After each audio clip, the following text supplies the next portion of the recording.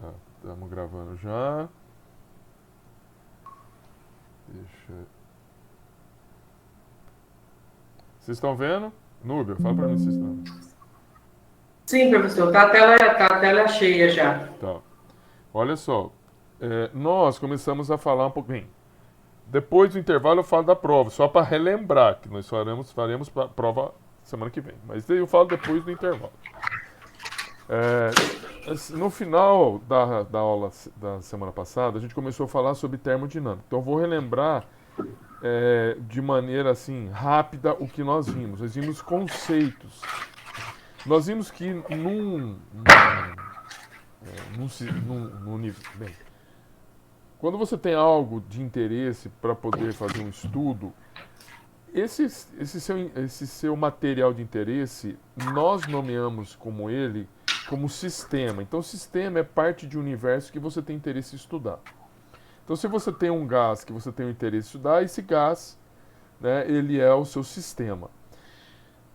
Tudo que está em torno do gás, nós identificamos ele, ou tudo que está em torno do seu sistema, nós identificamos como vizinhança. Então, aqui você teria a vizinhança. E todo o conjunto, todo o conjunto do sistema, que é o gás, mais é, a vizinhança, que é esse vermelho, é chamado de universo. Então, o universo ele é igual ao sistema mais a vizinhança. Tá? Isso é constituído do universo. Então, o universo seria o gás mais o que está em torno do gás. Bem, nós também vimos o seguinte, que nós podemos classificar um sistema em três diferentes tipos. Nós podemos ter aquilo que nós chamamos de um sistema aberto. Um sistema aberto é aquele que troca massa e troca energia. Então, uma panela, um prato de comida, uma fruta. Um sistema fechado, onde se troca energia, mas não se troca massa. Ovo, garrafa de refrigerante, caixa de leite, leite longa-vida. Sistema isolado, ou leite longa-vida, ou leite enfim, de saquinho. Sistema isolado é um sistema em que não se troca nem energia e nem massa. Então, um calorímetro, uma garrafa de café, garrafas térmicas da Stanley e assim por diante. Esses sistemas isolados, onde não se troca massa e nem energia, possuem paredes que dificultam essa transferência ou troca de energia, são chamadas de paredes adiabáticas. Quando se permite a troca de energia, aí nós já chamamos de paredes diatérmicas. Isso aí é só uma questão conceitual. Bem, também falei um pouquinho sobre a temperatura e a lei zero da termodinâmica. É, veja bem, a temperatura ela está associada a uma energia térmica, ou seja, a movimentação das moléculas. Quanto maior for a energia cinética das moléculas, maior é a temperatura de um sistema.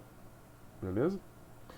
É, agora, veja bem, de qualquer modo, todos os sistemas possuem energia térmica. Então, energia térmica consiste num movimento das moléculas, no movimento térmico ou cinético das moléculas. No entanto, não há ou não faz sentido a gente afirmar que os sistemas possuem calor. Mas nós geralmente falamos isso. Né? Quando nós sentimos que a temperatura está alta, nós classificamos que está muito calor. Calor, na termodinâmica, ele tem um outro conceito. Né? Calor é energia em trânsito. E é uma forma desorganizada de transferir energia. Porque à medida em que você, como eu dei o exemplo na sala de aula, você pega um maçarico, você coloca o maçarico na ponta de uma mesa, depois de alguns minutos a própria mesa ela vai ficar aquecida por completo e não somente o local onde você está aplicando essa energia ou esse calor, essa fonte de calor. Então, calor para a termodinâmica é uma forma desorganizada de transferência de energia. E que, à medida em que se existe um equilíbrio, né, entre dois corpos que possuem temperaturas diferentes, não existe mais esse fluxo de calor. Então, a partir do momento em que a mesa passa a ter a mesma temperatura do maçarico, não existe mais transferência ou fluxo de calor. Acontece o seguinte, a lei zero da termodinâmica, isso aí a gente falou tudo na aula passada. A lei zero da termodinâmica diz o seguinte: se dois corpos que não estão em contatos térmicos, ou seja, por exemplo, como o corpo A e o corpo C, se dois corpos que não estão em contato térmico apresentarem a mesma temperatura, então esses corpos estão em equilíbrio térmico, mesmo que exista um terceiro corpo que está separando eles. Então são corpos que estão em equilíbrio. E este é o princípio do funcionamento de um termômetro. Você tem o corpo de um ser vivo, você tem o vidro do termômetro, você tem o mercúrio ou outro componente que está lá no termômetro. Se a temperatura do termômetro é a mesma do corpo, então a temperatura do vidro também é a mesma do mercúrio e também é a mesma do corpo, por isso que pode se funcionar, pode-se se dizer, né, se a temperatura do corpo A é igual à temperatura do corpo B e a temperatura do corpo B é igual à temperatura do corpo C, então a temperatura de A é igual à temperatura de C. Cadê vocês? Tudo bem, gente? Isso aqui nós vimos na aula passada. Sim. Isso aqui a gente viu na aula passada. Bem, agora eu preciso avançar um pouquinho, né? E falar um pouquinho de uma forma mais específica, através de equações, do que vem a ser então esse calor e o que vem a ser um trabalho. A energia, que eu já disse para vocês, né, a energia, eu falei de energia térmica. A energia térmica é uma forma de energia associada à movimentação das moléculas, oriundos do seu movimento cinético, da sua proveniente da sua energia cinética. Mas a energia, de forma total, ela pode ser alterada de várias maneiras. Uma dessas maneiras pode ser por a energia de um sistema, tá? Nós podemos ser um sistema. Um cachorro pode ser um sistema. Então, a energia de um sistema, ela pode ser alterada de várias formas. Nós vamos estudar duas formas. A primeira é o calor e a segunda é uma transferência na forma de calor, e a segunda pelo movimento de um objeto contra uma força que nós identificamos e nomeamos como trabalho mecânico. Então existem duas formas de nós provocar... Existem várias formas de transformarmos a energia de um sistema. Nós vamos dar ênfase em duas: calor e trabalho mecânico. Calor, eu já disse para vocês, é uma forma de transição desorganizada de energia. E que acontece entre dois corpos de temperaturas diferentes. Brinquei na sala de aula que quando a gente tem, embora a temperatura interna do nosso organismo seja de 36,5 graus Celsius, à medida em que as pessoas possuem temperaturas superficiais diferentes, a sensação também, né, corpórea diferente, a superficial, quando pessoas colocam objetos frios dentro dos nossos, ou encostando no nosso corpo, nós sentimos isso. E quando nós sentimos essa temperatura menor e que nós nomeamos como frio, corpos frios, nós estamos transferindo energia do nosso corpo para esse objeto. Então, quando vem os casais de namorados aí, vem um dos namorados, encosta uma mão ou um pé nas suas costas e você sente uma friagem, você está perdendo energia, você está transferindo a energia do seu corpo para a da outra pessoa, até que as energias, ou até que as temperaturas superficiais de ambos sejam iguais. Quando as temperaturas superficiais são iguais, aí nós temos um caso de equilíbrio térmico. E aí cessa a transferência de energia desorganizada na forma de calor.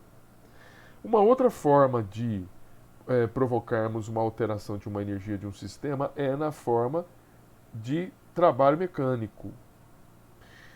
Trabalho mecânico é você colocar ou você aumentar a energia de um sistema por meio da alteração, por meio da movimentação, alteração da energia de movimento deste objeto ou desse seu sistema. Então, quando você faz um objeto se movimentar por meio da aplicação de uma força contra uma força de atrito, contra uma força de resistência, isso é caracterizado como um trabalho mecânico e é uma via de você aumentar a energia de um sistema. Tudo bem, gente? Então nós temos duas formas, vamos trabalhar com duas formas de transferência, ou melhor, de alteração de energia de um sistema. Uma é uma forma organizada, que é chamado de trabalho mecânico, porque, como exemplo que eu dei em sala de aula, você tem uma mesa, você vai aumentar a energia dessa mesa. Como que a gente aumenta a energia da mesa? Um dos exemplos é você aplicando uma força sobre um determinado lado ou ponta da mesa e movimentando ela. Isso você está alterando a energia dela.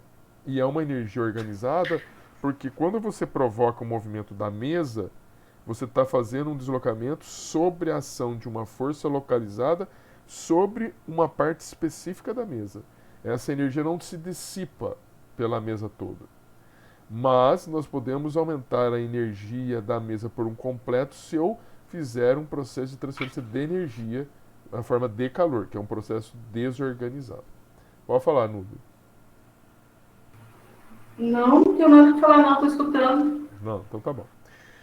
Vocês podem, enfim, perguntar quando precisar, tá? Mas qual seria o nome dessa energia aplicada? Professor, Oi. mas o Saulo tem uma pergunta. O Saulo pergunta aqui qual seria o nome mesmo da energia aplicada com as mãos na mesa. Seria Essa é a dúvida dele. Seria uma alteração do sistema na forma de trabalho mecânico. E esse trabalho mecânico, Saulo, ele é caracterizado como o quê? Como um movimento, alteração do movimento de um sistema a partir da aplicação de uma força contrária a uma força de atrito, ou em movimento contrário a uma força que te impede de se movimentar. Então, você tem uma mesa na tua frente, né? Imagina uma mesa na tua frente, você aplica com as suas mãos uma força em alguma parte desta mesa e você coloca ela em movimento. Você vai sentir uma resistência do movimento desta mesa. Essa resistência que você sente é uma força contrária que te impede ela de empurrar. Essa força contrária é uma força de atrito que vocês vão ver na física.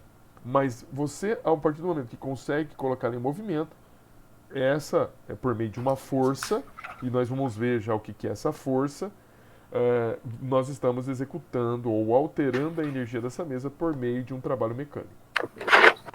Beleza? Entendeu aí, Saulo?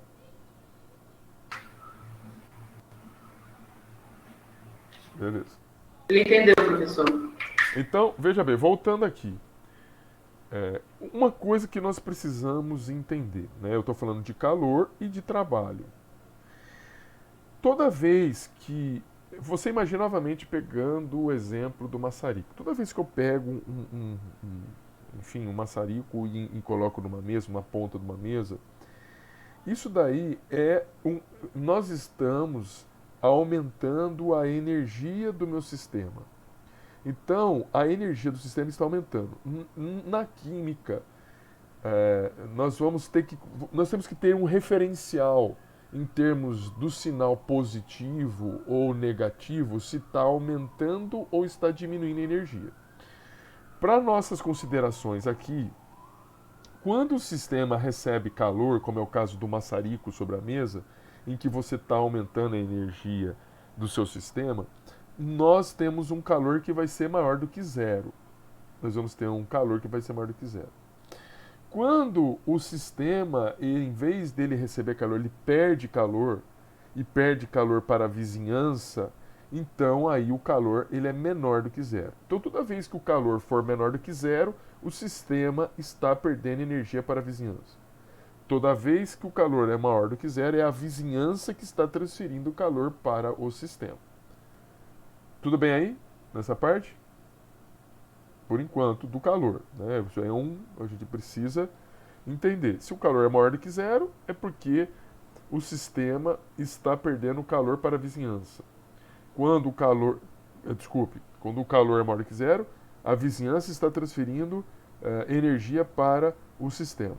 Quando o calor é menor do que zero, o sistema está perdendo energia para a vizinhança.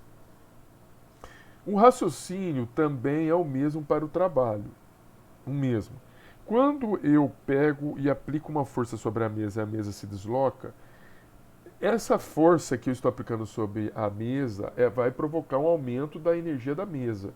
Então, o trabalho que é representado pela letra W, enquanto o calor é representado pela letra Q de queijo, o trabalho que é representado pela letra W vai ser maior do que zero quando a vizinhança realizar trabalho sobre o sistema. Então, eu aplicando uma força sobre uma mesa, desculpa, gente. Eu aplicando uma força sobre a mesa, esse daí é um exemplo da vizinhança realizando trabalho sobre o sistema. Eu, que sou a vizinhança, estou aplicando um trabalho sobre o sistema. O sistema realiza trabalho sobre a vizinhança. Se for ao contrário, por exemplo, ao contrário, a mesa estivesse me empurrando. Imagina que você esteja numa ladeira, você está tentando segurar ou travar uma mesa e você não consegue. A mesa te empurra para trás e você cai. A mesa estaria realizando trabalho sobre a vizinhança. E aí, nesse caso em particular, quando, quando a mesa, que é o seu sistema, te derruba, ela está realizando trabalho sobre a vizinhança. Então, a mesa está perdendo energia. E aí o trabalho seria menor do que zero. Fica melhor a gente vai trabalhar esses conceitos que eu estou falando aqui para vocês, trabalhando com gás e com processos de expansão de gases, porque fica mais fácil. Quando você tem um sistema que realiza trabalho sobre uma vizinhança, imagine que eu tenho um gás aqui. Ou veja um sistema, né, de um gás que está aprisionado. Esse gás provoca o movimento de um êmbolo. Isso é um processo de expansão de um gás. O gás está fazendo um movimento, se chocando com as paredes aqui do pistão, empurrando o pistão para cima. Então, isso aqui é um caso típico, que se o gás é o seu sistema, o gás está realizando trabalho sobre o sistema. O gás, que é o seu sistema, está realizando um trabalho sobre a vizinhança, empurrando o pistão. Isso aqui é um caso do trabalho ser menor do que zero, porque está havendo perda de energia por parte do seu sistema. Do lado esquerdo aqui, do lado contrário, eu tenho um caso contrário, ou seja, eu tenho um caso em que o pistão ele vai aprisionando, comprimindo mais o gás. Quando isso acontece, um processo de compressão, você está aumentando a energia do seu sistema. É a vizinhança que está realizando o trabalho sobre o sistema.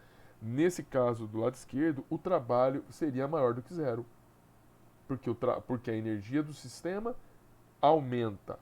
Do outro lado é o contrário. Do outro lado é uma perda de energia do seu sistema. É o gás que perde energia para poder empurrar o êmbolo. Entendido aí, gente? Escreve um ok se estão entendendo ou fala para eu saber. Ok, professor. Todo mundo aqui tá entendendo. Vamos lá. Em termos de unidades de energia, isso é importante a gente trabalhar um pouquinho enfim, trabalhar com termodinâmica, a gente precisa trabalhar com as unidades e tomar muito cuidado com as unidades. Então veja, quando a gente trabalha com calor, que é uma forma desorganizada de transferência de energia, a unidade que se mede o calor é chamada de joule. É chamada de joule. E nós podemos medir ou quantificar um calor desde que nós conheçamos a capacidade calorífica de um corpo. O que é capacidade calorífica de um corpo?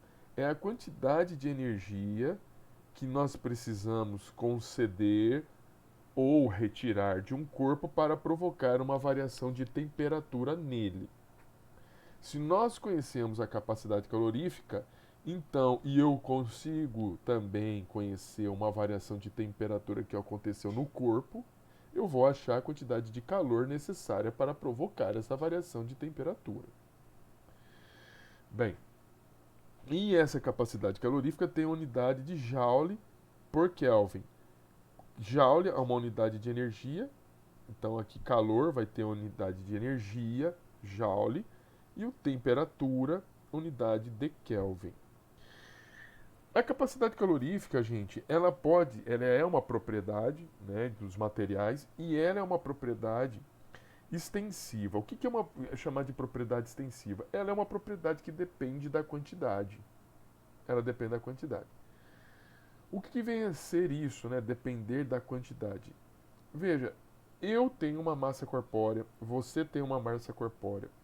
Você tem uma capacidade calorífica, eu tenho outra capacidade. Significa o seguinte: para provocar uma alteração da minha temperatura, eu vou ter que conceder uma quantidade de calor que vai ter que ser maior se eu pegar, por exemplo, o Saulo. O Saulo eu vou ter que conceder uma energia menor. Ou se eu pegar, por exemplo, a Vanette, vou ter que conceder uma energia menor.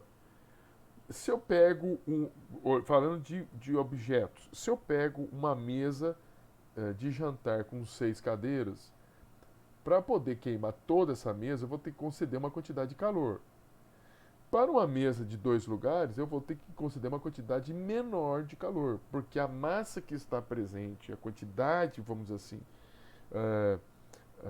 capacidade calorífica de uma mesa de 2 lugares é diferente e menor em relação a uma capacidade calorífica de uma mesa de 6 lugares. O que se faz... Agora, veja bem o seguinte. Se nós trabalhássemos apenas com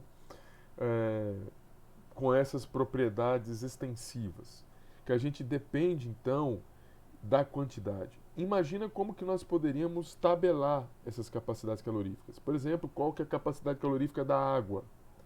Imagina eu ter que fazer uma tabela. Quando você tem 5 ml de água, você tem esse valor. Quando você tem 10 ml de água, você tem esse valor. Quando você tem 15 ml de água, você tem esse valor.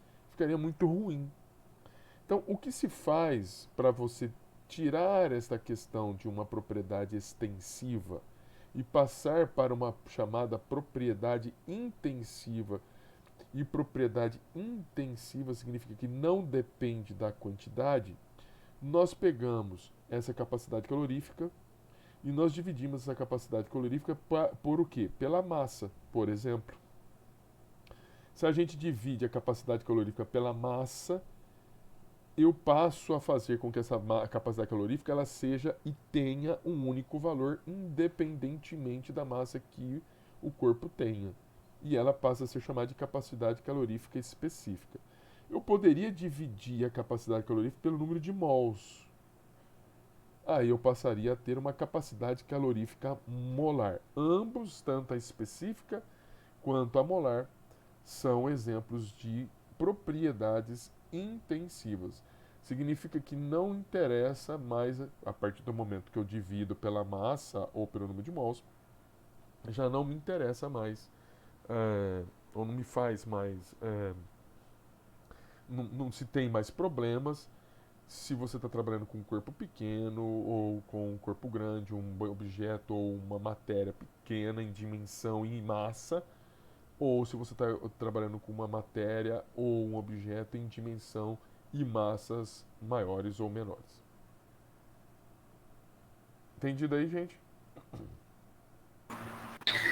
Professor, você falou capacidade intensiva, é capacidade de propriedades extensivas, né? Deixa eu só escrever aqui. Propriedades extensivas. Extensivas, elas dependem da quantidade. Intensiva, ela não depende da quantidade.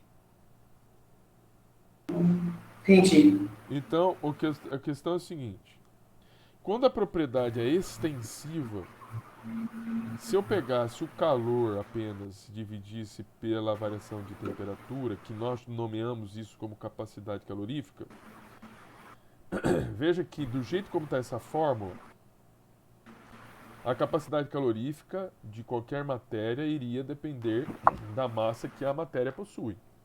Beleza? Eu tenho uma massa, você tem outra massa. Então nós temos capacidades caloríficas diferentes. Isso é ruim, muito ruim, porque a gente, para tabelar, por exemplo, a capacidade calorífica do ser humano, a gente teria que. Nem poderíamos tabelar. Seria difícil. Para resolver isso, o que a gente faz? A gente pega a capacidade calorífica e nós, que é calor dividida pela variação de temperatura,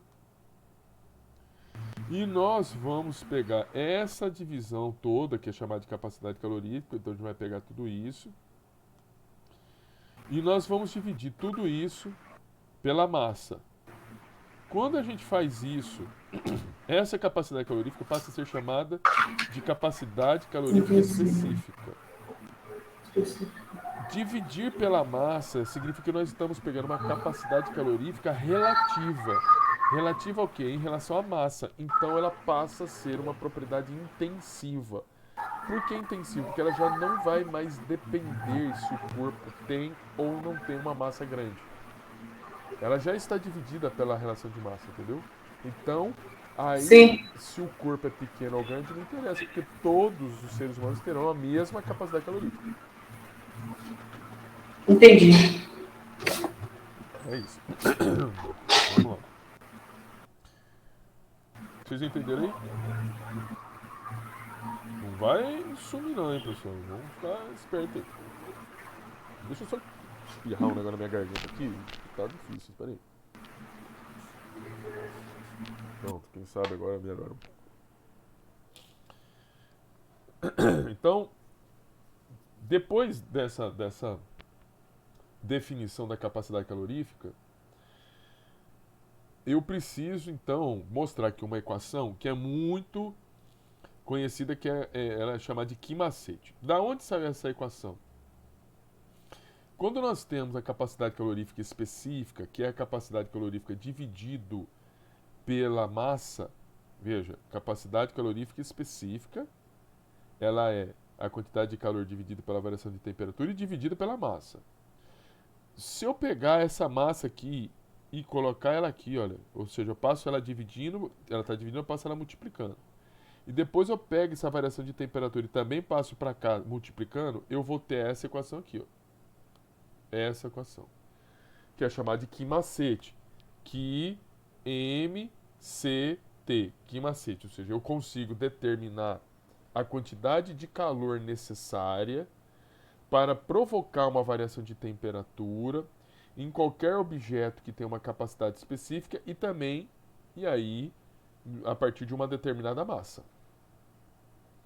Se fosse uma capacidade calorífica molar e não específica, aí seria Q é igual ao número de mols, capacidade calorífica molar, vezes a variação de temperatura.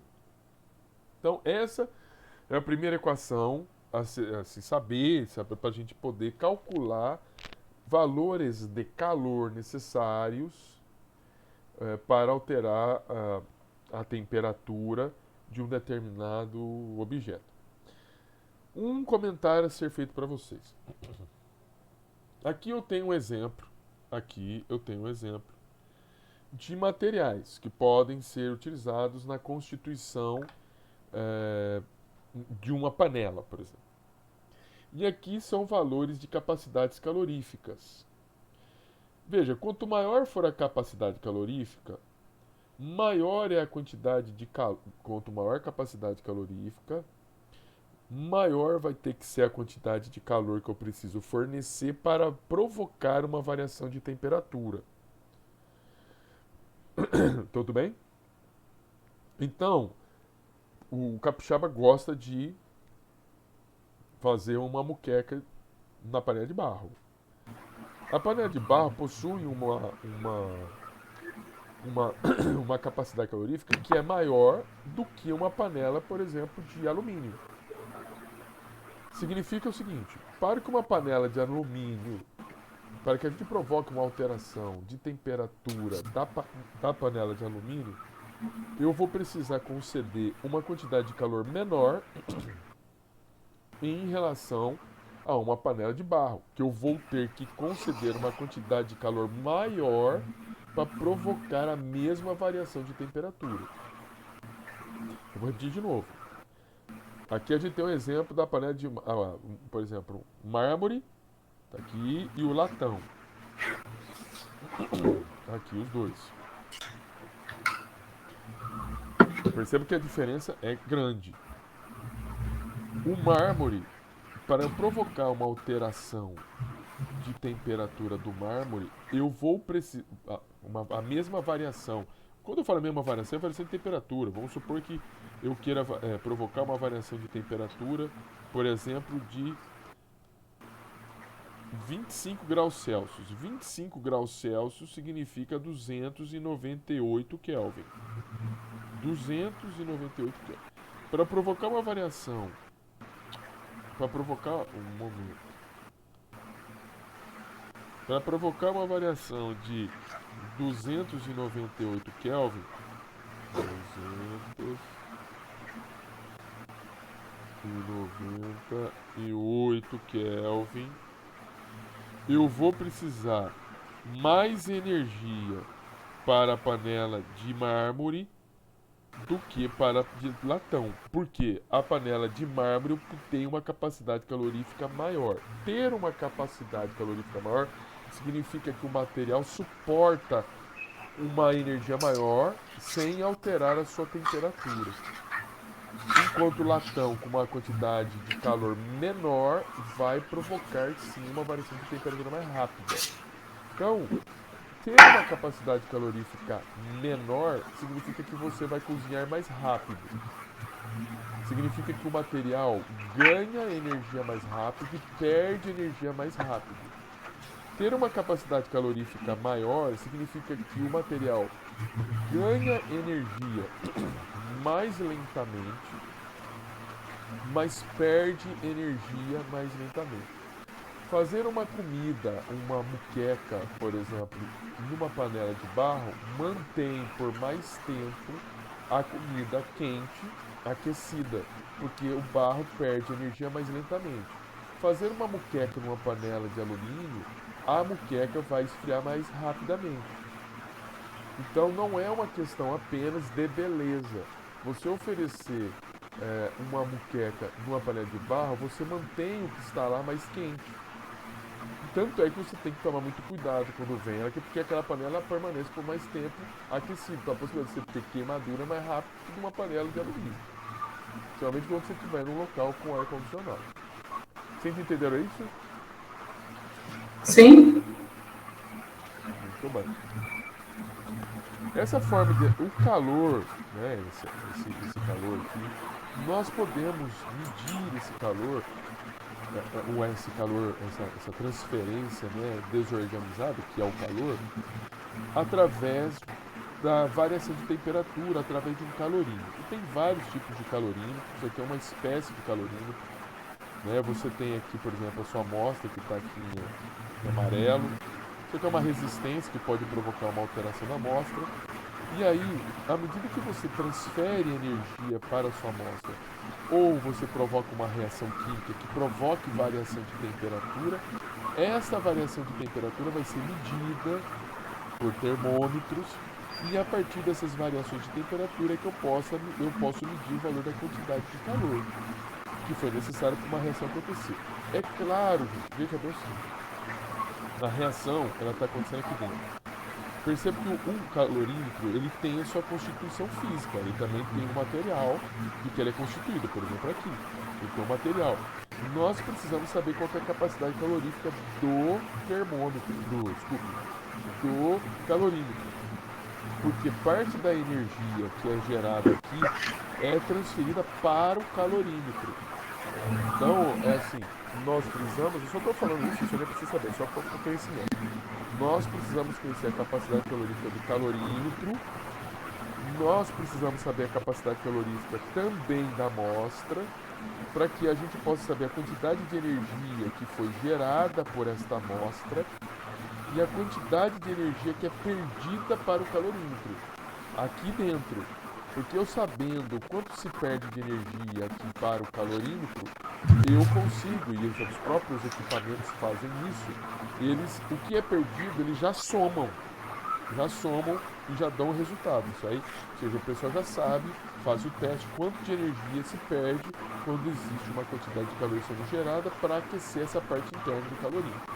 Para que essa parte que está sendo perdida, porque o calorímetro ele não vai transferir energia daqui de dentro para fora, então estou falando de coisas que estão acontecendo aqui dentro. A energia que se perde desse ambiente para cá, ela depois ela é descontada dentro do resultado que a gente possa de fato saber qual que é a energia calorífica proveniente para alterar é, a temperatura deste material aqui. Tudo bem, gente? Bem. Sim. Vamos fazer ver aqui um exercício simples, só para que a gente possa ter uma noção aqui.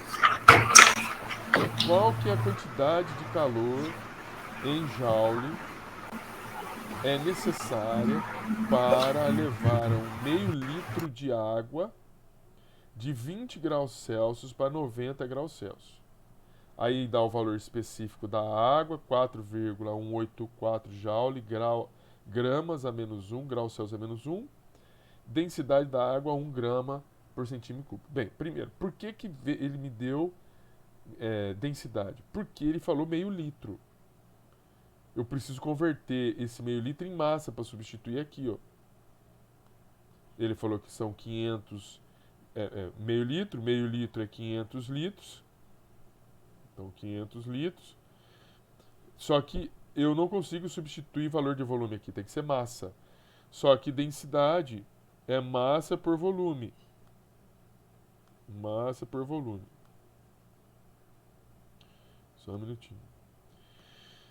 Ele me deu o valor da densidade. Então, é 1,1 grama por centímetro cúbico. Eu vou pegar esse volume que são 500 meio litro. Não são 500 litros, são 500 ml, desculpa. Que é meio litro, são 500 ml. Pego esse 500 ml, coloco aqui embaixo. Esse volume que está aqui dividindo, eu vou passar aqui multiplicando a densidade. Eu vou encontrar que 500 ml equivale a 500 gramas. Por isso que está esse 500 gramas aqui.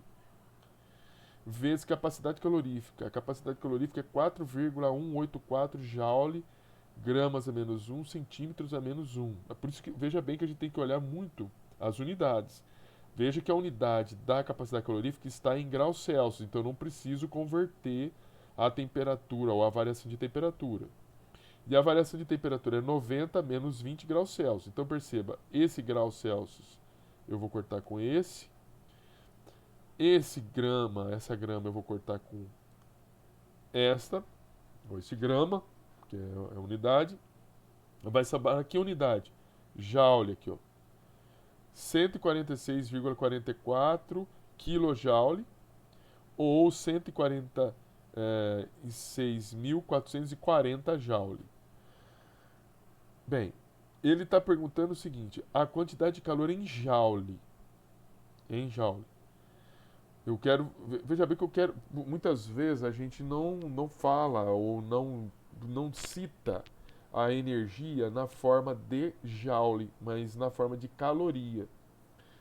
Uma caloria ela equivale a 4,184 joule. 146,44 kJ, esse quilo aqui, esse K aqui, ela é 1000, tem que multiplicar por 1000, tá?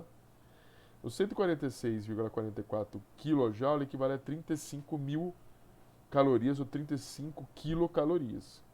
Então, o calor necessário para a gente alterar a temperatura da água de 20 para 90 é 146,44 kJ ou 35 quilocalorias.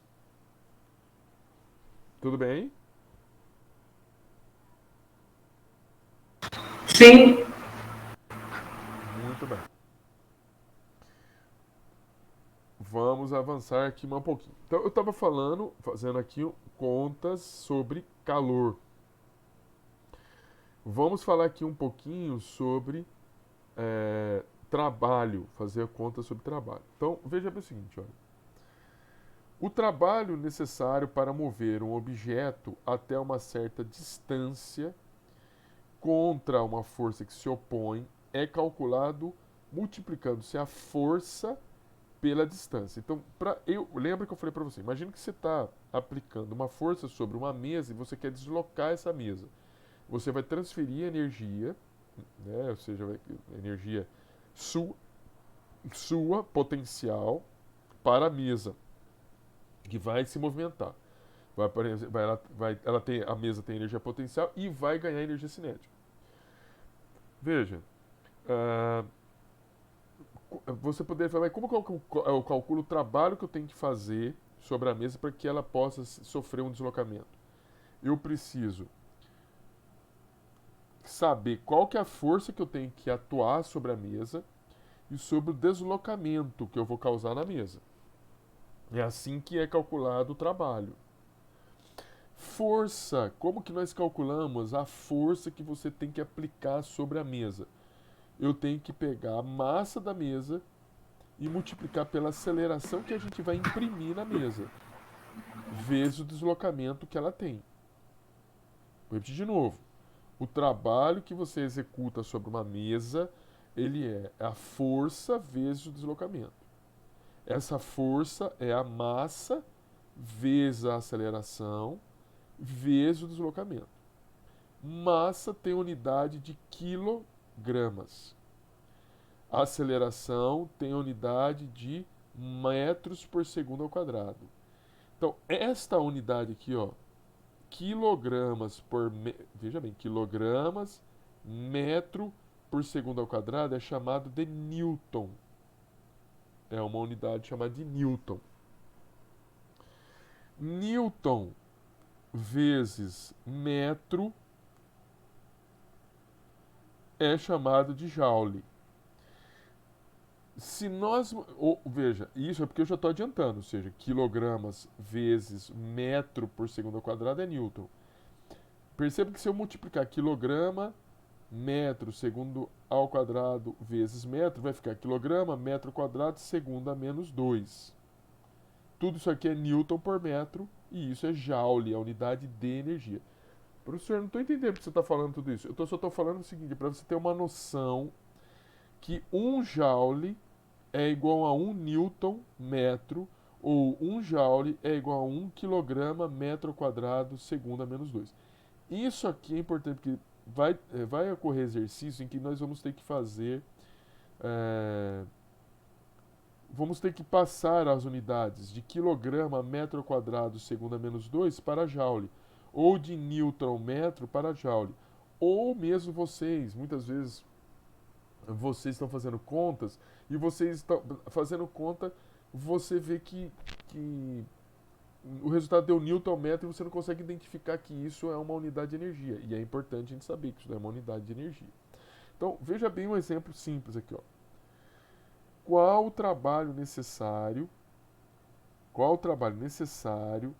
para deslocar uma mesa por 20 metros através de uma força de 10 newtons? Então, ele me deu o deslocamento, 20 metros, e me deu a força, 10 newtons. Eu vou pegar 10 newtons e multiplicar pelo deslocamento, que é 20 metros. Isso aí vai dar 200, 10 newtons vezes 20 metros, vai ser 200 newton metro, que é 200 joule. Tudo bem? Sim.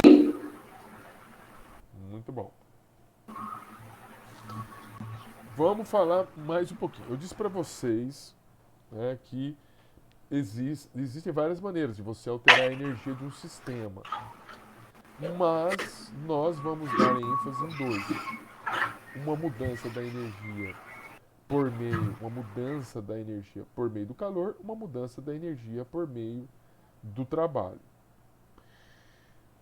um sistema, ele pode, falando do trabalho, do calor, a gente já vimos como se calcula, através da equação do Ki-Macete, que é essa aqui. Então aqui a gente já viu como que faz o cálculo para se calcular um valor de um calor ou de um calor necessário para se transferir para um determinado material. Preciso da massa, preciso da capacidade calorífica e preciso da variação de temperatura que eu quero imprimir nesse corpo. Quando a gente fala de trabalho mecânico, um sistema pode realizar ou sofrer, né, dois tipos de trabalho.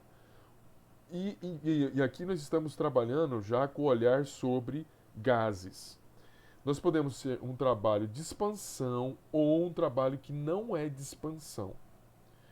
Um trabalho que é de expansão contra uma força externa é uma situação no qual você imagina que você tem aqui do lado direito um gás que está aprisionado e que tem uma pressão interna, enquanto existe uma ação de uma pressão externa atmosférica sobre um pistão. Por algum motivo, seja lá você fornecendo energia, seja lá energia química, ou seja lá uma energia calorífica, se por algum motivo houver um aumento da pressão desse gás a ponto da pressão interna ser maior do que a pressão externa, esse pistão irá se movimentar. E haverá uma expansão do gás e o volume do cilindro aumenta. Isso aqui é um caso de trabalho de expansão. O sistema realizou um trabalho sobre a vizinhança, onde o pistão faz parte da vizinhança. Então, o sistema aumenta de volume, o sistema perde energia. Aqui é um caso em que o trabalho W é menor do que zero, porque houve um processo de expansão. Essa expansão, ela pode ser uma expansão irreversível. Quando que ela é irreversível? Quando você tem uma situação de uma pressão externa que é constante, e a pressão interna, ela é superior à pressão externa. Ela tem um valor superior à pressão externa e ela vai provocar um deslocamento ela vai provocar um deslocamento que é irreversível desse pistão e ela só vai parar de provocar uma movimentação desse pistão à medida em que o gás vai se expandindo e a pressão interna vai diminuindo até que a pressão interna se iguale à pressão externa. Enquanto a pressão interna for maior do que a pressão externa, o gás executará um trabalho mecânico sobre o pistão, ou seja, ele vai provocar o movimento do pistão. Se essa pressão interna for superior a ponto de provocar uma movimentação do pistão para fora do cilindro, o pistão vai sair para fora do cilindro. Se a pressão for superior a tal ponto que o equilíbrio entre a pressão interna e a pressão externa aconteça ainda dentro do cilindro, o pistão vai permanecer no cilindro. De qualquer maneira, se trata de um processo de expansão irreversível porque o pistão não volta. Ele vai se movimentar e ele vai parar onde aonde a pressão interna se equilibrou com a pressão externa. Tudo bem aí, gente? O que é um trabalho irreversível? Sim. Buenas. O que vem a ser um processo de expansão reversível? Imagine o seguinte, você tem novamente um sistema, né, um gás que está aprisionado dentro do cilindro. Esse gás que está aprisionado dentro do cilindro possui, né, uma ação, né, das moléculas, um movimento cinético. Esse movimento cinético faz com que as moléculas se choquem com a parede do pistão. Enquanto a pressão interna desse pistão, enquanto a pressão interna do gás é maior do que a pressão externa que está acontecendo aqui sobre o pistão, o gás vai se expandir e vai fazer o pistão se movimentar. Acontece o seguinte, num processo reversível, a pressão externa ela é variável. Então, qualquer alteração infinitesimal, que significa qualquer alteração pequena da pressão interna do gás, haverá uma alteração pequena da pressão externa. Imagine o seguinte, nós temos aqui um gás, aí ocorre uma reação química e provoca uma alteração pequena da pressão. Aí aumenta a pressão, e esse aumento pequeno da pressão faz com que o pistão suba um pouquinho para cima. Suba, né, um pouco. O que vai acontecer? A pressão externa aumenta um pouco, segurando o pistão, mas o pistão sobe um pouquinho. E aí a reação se processa de novo. E aí aumenta a pressão mais um pouquinho. E aí o que acontece? A pressão externa aumenta um pouquinho, mas o pistão subiu mais um pouquinho de novo. Então o que acontece? É um processo de expansão que ele vai acontecendo aos soquinhos. O pistão se desloca aos soquinhos. Não é que ele não se desloca, mas ele se desloca lentamente e aos soquinhos. E qualquer movimento e variação infinitesimal da pressão que é interna aqui do cilindro vai provocar também uma variação infinitesimal da pressão externa. Veja que eu estou falando de expansão. Como eu estou falando de expansão, por isso que eu não estou falando de compressão. Porque o raciocínio vale também para compressão. Tudo bem, gente? Compreenderam? Ok. Sim. Beleza. Vamos ver. Existe um outro tipo de trabalho. Existe um trabalho chamado de trabalho de não expansão. Esse trabalho de não expansão é um trabalho que não envolve variação de volume. Por exemplo, imagine que você tem uma reação química acontecendo e que provoque movimentação de elétrons. Então você tem uma reação química, ou seja, você tem um trabalho que é realizado por meio de uma reação química. Então você tem um trabalho químico sendo convertido num trabalho elétrico, movimentando elétrons. Ou você pode ter ao contrário, você pode dar um choque, imagine ao contrário, você tem uma bateria que vai dar um choque dentro aqui do seu sistema para provocar o quê? Para provocar Veja bem, corrente elétrica é movimento de elétrons. Então você pode pegar e dar um choque ou provocar um movimento de elétrons para que uma reação química aconteça, inclusive uma reação não espontânea. E aí você tem um trabalho elétrico sendo realizado para converter ou realizar um trabalho químico. Ou seja, novamente, você trabalha com o movimento de corrente elétrica para provocar uma reação química. Ou você causa uma reação química para provocar um movimento de elétrons. Esse é um típico exemplo de trabalhos de não expansão. Você não tem alteração de volume. Então não é um trabalho de expansão. Tudo bem, gente? Uhum. Beleza. Veja bem o seguinte, vamos ver lá. Estou falando de trabalho de expansão de um gás. Aqui, o trabalho de expansão. Eu tenho um gás que tem uma pressão interna maior do que a pressão externa. Então, isso aqui, veja, teve um deslocamento do pistão. Isso aqui é um trabalho de expansão. Como eu falei antes, o sistema realizou um trabalho sobre a vizinhança. Aqui é um caso de um W menor do que zero, porque o sistema perdeu energia. Nós estamos falando de expansão, mas nós temos o caso de haver uma compressão. No caso em que a pressão externa for maior do que a pressão interna, perceba que houve uma redução do volume. Aqui eu tinha um volume maior, aqui ficou um volume menor.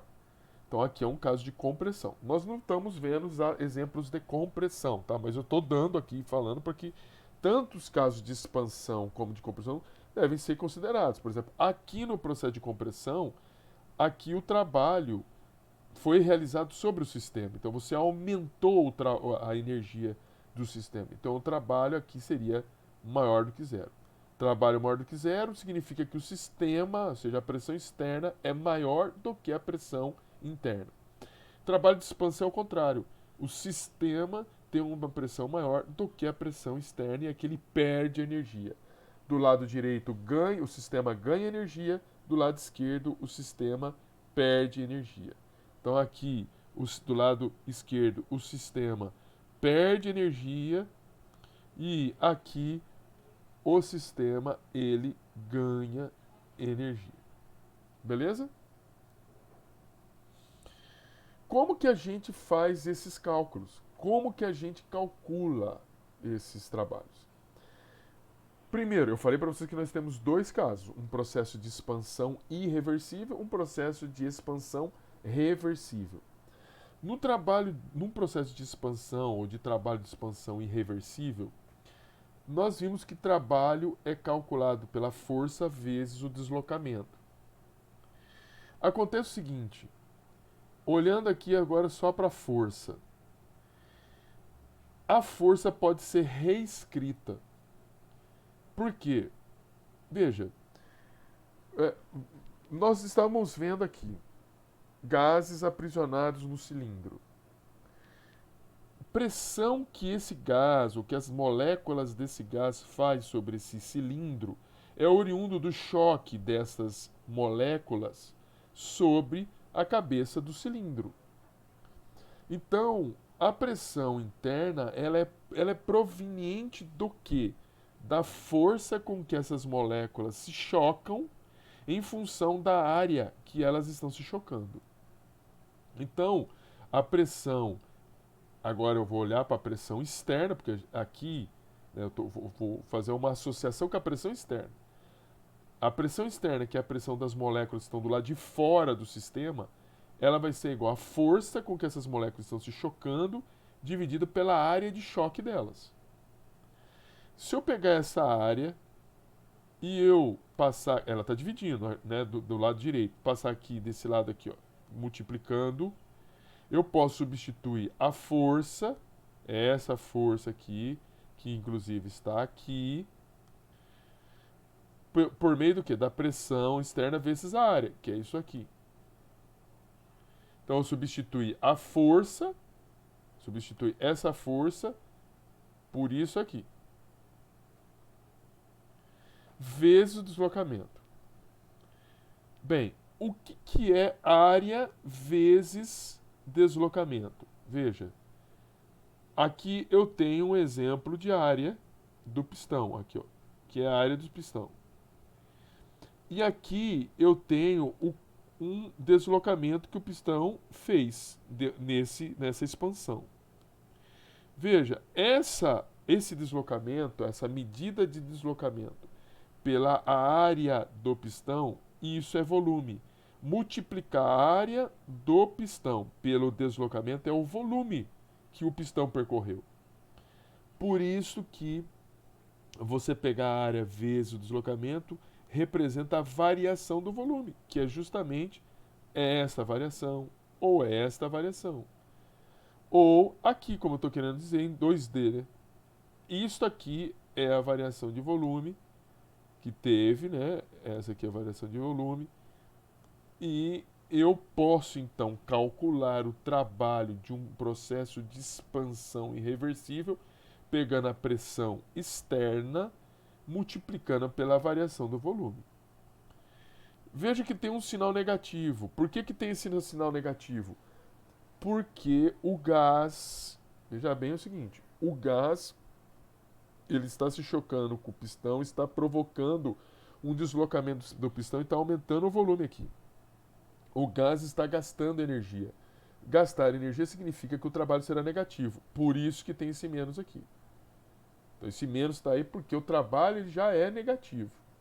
Por causa do processo de deslocamento. Desculpe, de expansão. Tudo bem, gente?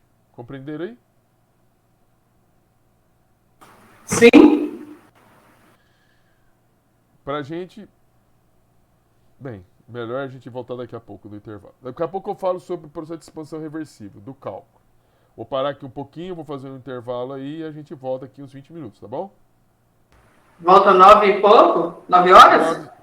9h50, entre 9h50 8h50. 8h50, entre 8h50 e 9 horas. Tá bom? Ok. Tá Até daqui a joia. pouco. Até. Estamos encerrando a primeira parte.